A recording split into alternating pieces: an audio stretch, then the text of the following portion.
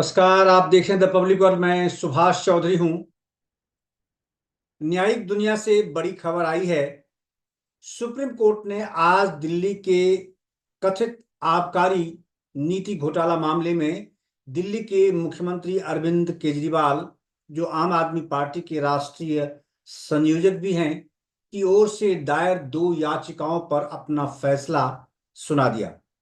पहली याचिका में कोर्ट ने सीबीआई की गिरफ्तारी को वैध माना है, जबकि दूसरी याचिका जो उनकी जमानत से संबंधित थी उस पर फैसला सुनाते हुए सुप्रीम कोर्ट ने केजरीवाल को जमानत दे दी है। जी हां, उन्हें अब जमानत मिल गई है और संभवतः आज शाम तक वो जेल से बाहर आ सकते हैं।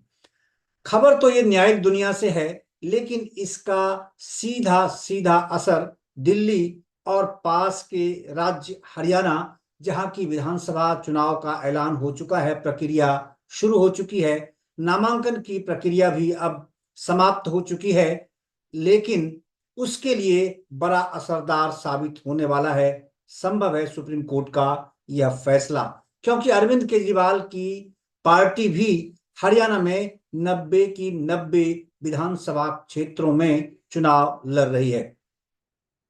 अरविंद केजरीवाल की ओर से सीबीआई की ओर से आबकारी नीति घोटाला मामले में दर्ज उनके खिलाफ जो भ्रष्टाचार के मामले थे, उसमें अपनी गिरफ्तारी और जमानत से संबंधित दिल्ली हाईकोर्ट के इनकार को चुनौती देते हुए दो अलग अलग याचिकाएं दायर की गई थी।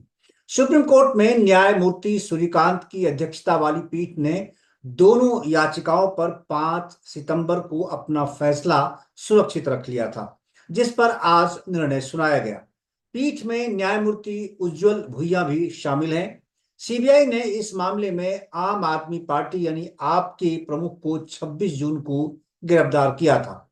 दिल्ली के मुख्यमंत्री और आम आदमी पार्टी के संयोजक अरविंद केजरीवाल को 177 दिन जेल में रहने के बाद सुप्रीम कोर्ट से जमानत मिली है।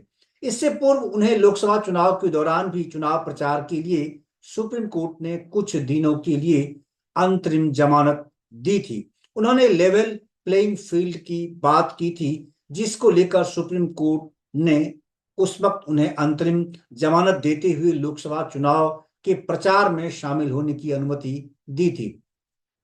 उन्होंने उस वक्त उस अंतरिम जमानत का पूरा पूरा सदुपयोग किया था और पूरे देश में अलग अलग राज्यों का दौरा कर अपनी पार्टी और इंडिया गठबंधन के प्रत्याशियों के लिए प्रचार किया था। यहां तक कि उन्होंने दिल्ली में, जहां आम आदमी पार्टी और कांग्रेस के बीच में चुनावी तालमेल था लोकसभा चुनाव 2024 के दौरान जो मई में हुआ, उसमें कांग्रेस पार्टी के प्रत्याशियों के लिए भी उन्होंने प्रचार किया था।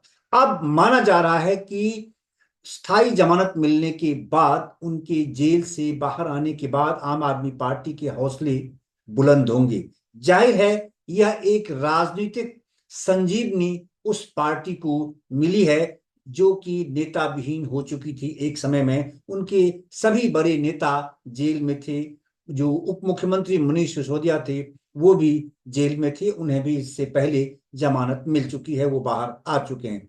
उनकी पार्टी ने हरियाणा की सभी 90 सीटों पर अपने उम्मीदवार उतारे हैं, लिहाजा संभावना प्रबल है कि हरियाणा का चुनावी दंगल जोरदार होगा।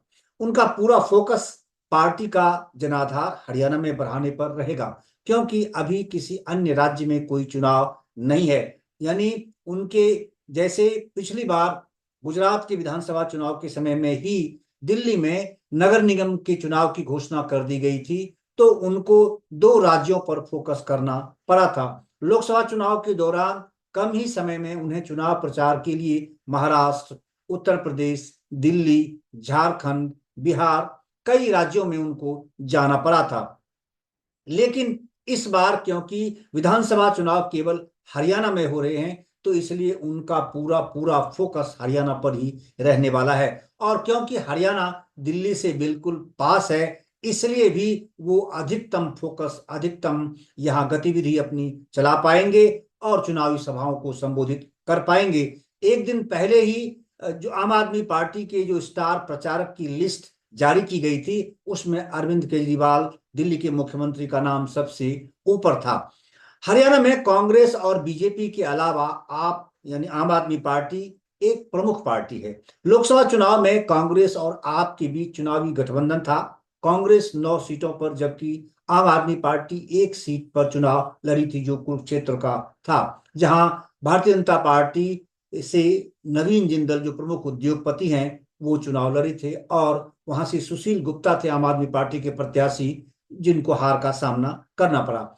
इस बार चुनावी गठबंधन हरियाणा में नहीं हो पाया, हालांकि इसको लेकर काफी कोशिशें रही। लगभग एक सप्ताह तक आशंका की स्थिति बनी थी। संभावनाएं भी लोग देख रहे थे कि संभव है दोनों दल एक साथ हो जाएं, तो संभव है जो 1 से 1.5% के आसपास आम आदमी पार्टी का शेयर वोट का है यहाँ जो अब तक दिखा है चुनावी माहौल में, वो संभव है कि अगर इकट्ठे हो जाते हैं तो उससे कांग्रेस को फायदा मिल सकता है और आम आदमी पार्टी को भी अपनी कुछ सीटें यहां निकालने का मौका मिल सकता है। लेकिन इस पर बात नहीं बनी। अंततोगत्वा कांग्रेस ने एक तरफा अपनी लिस्ट जारी शुरू कर दी थी, और उसके बाद 2-3 दिन 4 दिन इंतजार करने के बाद आम आदमी पार्टी ने भी अपनी लिस्ट जारी कर दी और उन्होंने सभी 90 विधानसभा क्षेत्रों में अपने प्रत्याशी उतार दिए हैं।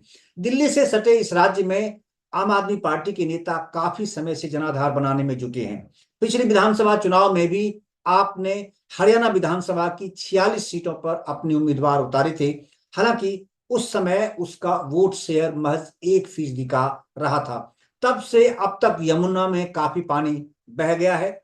आम आदमी पार्टी उन लोगों को एक अच्छे विकल्प की तरह, यानी यहाँ हरियाणा के जो लोग हैं आम आदमी पार्टी को एक अच्छे विकल्प की तरह भी देखती है, जो कांग्रेस या बीजेपी को वोट नहीं देना चाहते हैं।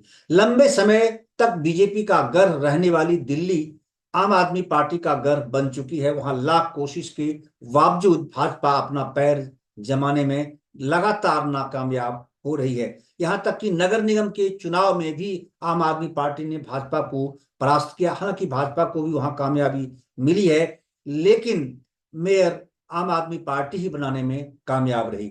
अब हरियाणा का चुनाव बेहद दिलचस्प होने वाला है, क्योंकि अरविंद केजरीवाल का जो गृह राज्य भी है हरियाणा।